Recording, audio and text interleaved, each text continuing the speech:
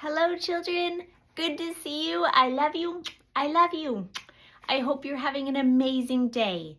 And if it's not an amazing day, it's time to make it an amazing day. I want to share with you a principle and then a story.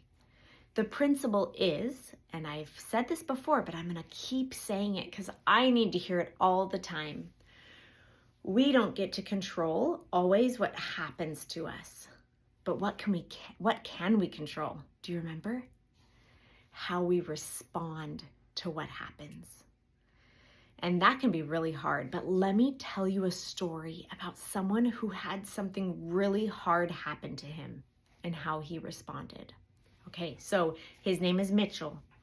He bought a brand new motorcycle, or I think you guys call it a boda, maybe? He bought a brand new one. And that afternoon, he drove it to work, but unfortunately, a big truck and him crashed and collided. He broke his hip, he broke his arm, but then it caught on fire.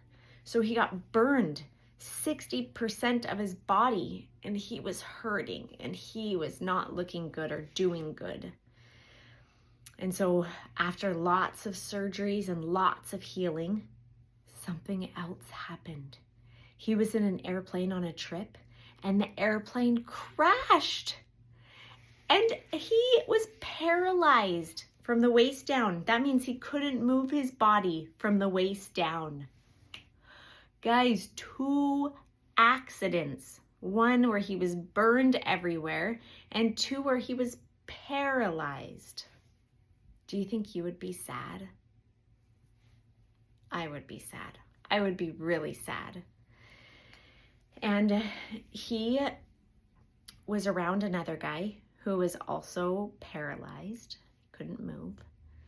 And he said this quote to him, because this other guy was really sad, because he had been a mountain climber and an outdoor person. And he said, you know something? Before all this happened to me, there were 10,000 things I could do.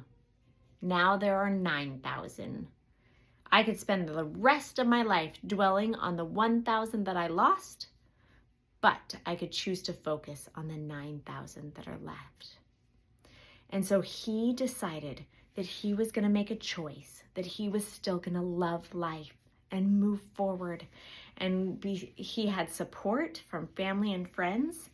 And then he also just had to decide that he was going to stop feeling sad and sorry for himself, and he was going to make something of his life.